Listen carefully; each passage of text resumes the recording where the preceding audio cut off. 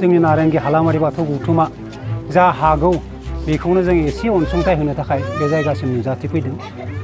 बाथ्राया एसे दुखु गोनां। खायसे बाथ्राखौ सानना नायोब्ला जों हमदांनो हायो जे जेसेबां एफेक्सन जायो गासैबो बर' ओनसोलावनो जायो। কিন্তু আপনার জিঞ্জার হোটেল আছে, আসমোলার আছে, হিমজিঙ্গার আছে, মারিয়া স্কুলের আছে পটা সিহঁতে পইচা দিব পাৰিছে, আপোনালোকে পইচা দিব নোৱাৰে, আপোনাৰ পতা হোৱা নাই। গতিকে মানে এনেকুৱা ক্ৰিটিকেল চিজনত আজি মিনিষ্টাৰ আহিব লাগে, চিফ মিনিষ্টাৰ হস্তক্ষেপ কৰিলে, চাৰ্কুলাৰ হস্তক্ষেপ কৰিব লাগে। আমি আজি বলিৰ কথা বনাইছে, আপোনালোকে ডাটা দিয়ক, ডাটা কেনেকৈ দিব, আপুনি পতা মাতি নহয়। কি বিজেপিয়া ধर्मनि भित्तियाव राजनिति खालामदों होननानै बुंदों। बे धर्मनि भित्तियाव राजनिति खालामनाय सरकारा धोरोमसालिखौ सिफायनायनि ओंथिखौ अधिकारखौ बबाव मोनखो? नाय आरो सिबिनायखौ इउटुब चेनेल प्रान्जल नार्जारिनिसिम साबायखर थाबाय। मानाव गेदेर दिनैनि बे गासै बे बरबारि ओनसोलाव आसाम सरकारजों न' सिफायजानाय गासै दुखुथिया रायजो राजा नोंथांमोन, जों दिनै हरखाबै नारेंगि हालामारिनिफ्राय नुजाथिफैनो हादों। मालाबा नुजाथिफैनांगौमोन, थेवबो समनि आंखाल बायदिसिना मावनो गोनां खामानि होंगो दोंगो बेले बेजे थानानै जोङो दिनै बे फैनायाव दिनैसिम सानबानि उनाव बे ओनसोलाव जों नुजाथिफैनो हादों। आरो जों मिथिनो मोन्दों बे ओनसोलनि मानसिफोरा न' सिफायजानाय समनिफ्रायनो अखा बांखाजों सिजानानै जालाखार बिलाखार जानांदों। बे दुखुनांथाव बाथ्रा। बेफोर खौरांखौ मोननानै जोंनि नारेंगि हालामारि बाथौ गौथुमा जा हागौ बेखौनो जों एसे अनसुंथाइ होनो थाखाय बे जायगासिम नुजाथिफैदों। बाथ्राया एसे दुखु गोनां। खायसे बाथ्राखौ सानना नायोब्ला जों हमदांनो हायो जे जेसेबां एफेक्सन जायो गासैबो बर' ओनसोलावनो जायो।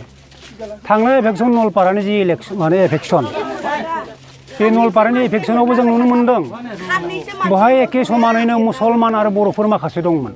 खिन्थु ओरैबायदि जाहैबाय जे बर'फोरनि न'खौ बासि बासि सिफायनानै बाव लोगोसे थाफानाय न'खरजों न'खर सिथाबनानै थाफानाय मानसिफोरनि न'खरखौ दोनलांनानै खालि बर'फोरखौल' न' सिफायनानै माने गाहायाव होस्रां हरनाय जादों बिथांमोनखौ, बे ओनसोलाव थानो होआ होननानै।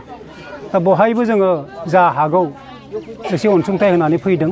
दिनैबो नोंथांमोननि बे ओनसोलावबो बे दुखु गोनां जाथायखौ नायदिंनाय लोगोसेनो जा हागौ जों बेखौ लानानै फैदों।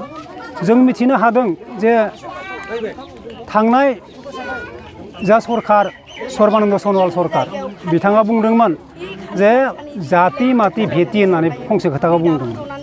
जों जाति माति भेटि होननायाव जों माखौ बुजि मोनो? जों आसामनि थागिबि आरो जोङो आसामनिनो गुबै बर' माहारि। बे बर' माहारि, थागिबि बर' माहारिया बे आसामाव हा मोननायनि मोन्थाय दङ होननानै जों मिथिगौ। आरो बिदिनो 2006 मायथाइयाव भारत सरकारा मोनसे आयेन दिहुनबाय, जेरावनोखि हाजो ओनसोलाव थानाय, जेरावनोखि बेफोरबायदि जायगायाव थानाय हाफोरखौ सरकारा पाट्टा होनो मोनसे थिरांथा लादों। बेनिनो एफआरसि होननाय मोनसे कमिटि दाना होनाय जादों। बे एफआरसिया दिनै जा हागौ बे खामानिखौ एसे लासै लासै मावबोगासिनो दोङो। जा मावनांगौ जेरै मावनांगौमोन बेयाव अबयसे जोंनि रायजो राजायाबो स्पष्ट भाबै जों समर्थन होनानै दावगाबोनो एसे गोब्राब जादों। मानो होनबा रायजोफोरा गासैबो मिथिनो मोनाखै एफआरसिया मा मावनो लादों आरो मा मावबोगासिनो दङ। एफआरसि मावनायनि बिनिमयाव, एफआरसिनि मावनायनि बिनिमयाव बबे ओनसोलाव बेसेबां डेभेलप जाखो बे खोथाखौ जोंनि रायजोफोरा अबयसे मोजां मिथिनो मोनाखै। अबयसे जोंनावबो एसे माने गालाय गुजाय जाना दङ। नांगौ बायदिहाय रायजोजों जोङो सहाय सहयोग लानानै बिथांमोननि गेजेराव जों हाबनो हायाखै, फोसावनो हायाखै। आरो बेखायनो हयथ' रायजोफोरा खायसे बाथ्राफोरखौ मिथिनो हायाखै। दा बे असमनि भुमिपुत्र होनोब्ला बर'फोरखौ गुबैयै बुंजायो। दा दैनि गेजेराव दा बे नालानि सायाव थानायखाय बर'फ्रा बे नब्रैसो बर'फ्रा दाय जाबाय होनब्ला बुरलुंबुथुरनि गेजेराव तरुण गगৈ सरकारनि दिनाव 100निख्रुइ बांसिन मानसिनो पाट्टा होदों। गाबोन जुदि बे ओनसोलनि मानसिफ्रा दैजों बुखार जायोब्ला, थैजोबोब्ला पाट्टा होनाय लोगो लोगो बिथांमोना क्षतिपुरन मोननायनि मोनसे अधिकार थागोन ना थाया? दा जोंना होनब्ला मा जानांगौ? दिनै जोङो नागिरदों, जोंनो नांगौ बेखौ। आरो जोंनो आसामनि भुमिपुत्र हिसाबै गासै आसाम सरकारानो जा भारत सरकारानो जा जोंनो थानायनि मोन्थायखौ जोंनो होनांगौ। बे मोन्थायनिफ्राय जोंखौ जोगारनानै नालायाव दै माने जोगार हरनो नागिरदों। अब्ला बे दुखुनांथाव बाथ्रा। बे ओनसोलाव लासैहाय थागिबिफोरा मोनसे बाथौ मन्दिरबो गायसनदोंमोन होनना खोनादों बे बाथौ मन्दिरखौबो दिनै सिफायजोबनानै अबस्था गैयै खालामदों धोरोमनि सायावबो इनाय अनाचार मावदों मानसिखौ होखारनायनि उनावबो धोरोमनि सायावबो इनाय अनागार खामानि मावदों होनब्ला जायखौनोखि बिजेपिया धर्मनि भित्तियाव राजनिति खालामदों होननानै बुंदों बे धर्मनि भित्तियाव राजनिति खालामनाय सरकारा धोरोमसालिखौ सिफायनायनि अधिकारखौ बबाव मोनखो दा जों बेखायनो बुंदों जों सोंखारिदों थाबैनो आसाम सरकारा बेखिनि दुखुथिया मानसिफोरनि सायाव थानायनि मोनसे अधिकार होनांगौ मोनसे बेबस्था खालामनांगौ आरो बिथांमोनखौ पुनर संस्थापन होनायनि दिहा खालामनांगौ होननानै जोङो दाबि खालामदों दा जोंनि गेदेर गोलावफोराबो खायसेया दा सरकारजों बिबानाव थानायलाय बिथांमोना बिबाननिफ्राय होखारजानो गिनानै बिथांमोना राव जेबो फंसेबो बुङा आरो माने रायजोनि सायाव जा मावो सरकारा बेयावनो बिथांमोना सिरियै खर' गंग्लायनानै थायो बेखायनो जों बुंदों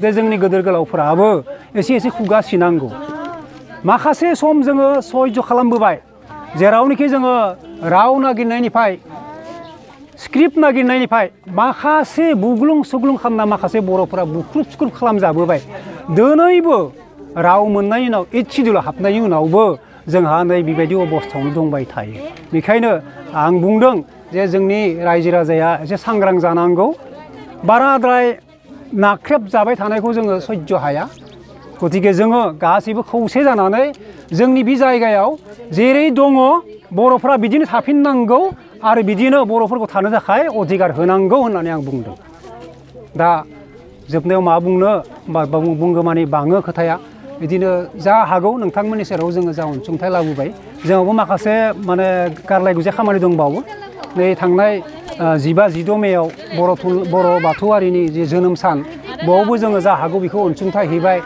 दा आरो दंबावो दिनै नोंथांमोनाव बाव फैबाय आरो नै 21-22 तारिखै दलबारियाव दुलाराय हारिमु आफादा मोनसे रंजालि बैसागु खुंनो लादों बेवहायबो जों हाजासे नाजानायनि गेजेरजों जों बिथांमोनखौ सहयोग खालामगासिनो दङ आरो निश्चय बे हाबाफारिया जाफुंगोन आरो नोंथांमोननि जा दुखु बे दुखुआव जों दुखु फोरमायदों सरकारा जाहाथे एभेक्सन स्टप खालामनानै थाबैनो बिथांमोनखौ थानायनि मोनसे दिहा खालामनांगौ होननानै आसाम सरकारनि खाथियाव आङो गुरैहाय खावलायदों बेखिनिखौनो आं बुंबाय মই হিষ্ট্ৰী ক'ব গ'লে বহুত কথা আছে আজি ৰাজধানী আমাৰ ট্ৰাইবেল বেল ব্লক আছিলে শৰৎ সিংহৰ দিনত ট্ৰাইবেল বেল ব্লক খুলি দি এইটো ৰাজধানী পাতিলে ৰিফাইনেৰী মাটি আমাৰ 10খন বড়ো কাৰ্বিৰ মাটি আছিলে এভেকশ্যন কৰি ৰিফাইনেৰী পাতিলে খাটগাঁও আৰ্মি ফিল্ড 17খন বড়ো আৰু কাৰ্বি মানুহৰ ঘৰ আছিলে এভেকশ্যন কৰি তাতে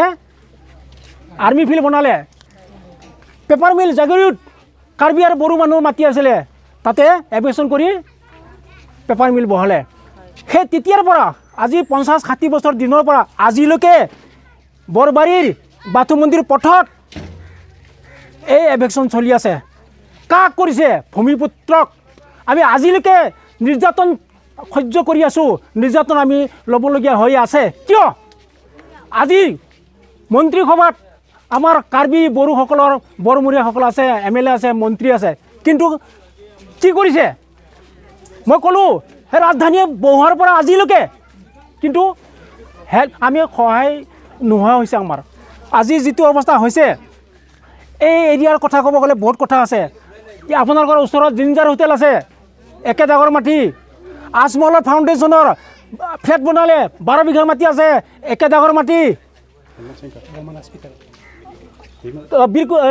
পাথৰকুৱাৰী তাতে হিমত সিংৰ বিল্ডিং আছে 17 তলা অসমৰ ভিতৰতে ওখ বিল্ডিং যদি প্ৰধানমন্ত্ৰী আৱাস যোজনা আছে ঘৰে ঘৰে ঘৰ দিয়ে ইয়াতে আমাৰ 5 তলা 6 তলা বনাই দিয়ক আমাৰ যিটো 50 ঘৰ আছে বড়ো মানুহ তাতে 5টা ফ্লেট বনাই তাতে আমাৰ বড়ো মানুহ সংস্থাপন হ'ব কিন্তু আমাক মাটি দিলে বুলি আমি কাৰ্বি আংলঙত নাযাওঁ মেঘালয়ত নাযাওঁ আমি বড়োলেণ্ডত নাযাওঁ আমাৰ ইয়াতে লাগিব এটা এক হৈ থাকিব লাগিব আমি একজন নাযাওঁ আপোনালোকে ইয়াতে দিয়ক কিয় নোৱাৰে চিমিনিচাৰ কিয় নাই চিমিনিচাৰ কৈছিলে জাতি মেটি ভেটি কৈছিলে খিলঞ্জীয়া মানুহ অৱেচন কৈছিলে মই আছোঁ আপোনালোকৰ বড়ো মানুহ আপুনি খিলঞ্জীয়া মানুহ মাটিতে আছোঁ কৈছিলে আজি আমি 50 ঘৰ মানে কিয় আজি ভিক্ষাৰী হ'বলগীয়া হ'ল ঠিক আছে আমি যাম যদি জিঞ্জাৰ হোটেল ভাঙি দিয়ে ভাঙক হিমত সিংৰ বিল্ডিং ভাঙি দিয়ক আজমলৰ বিল্ডিং ভাঙি দিয়ক মাৰিয়া স্কুল ভাঙি দিয়ক তাৰপিছত আমি নিজে তালিটো বোলে বান্ধি যাওঁ হ'ব হাত চাপ বুলি বঢ়িয়া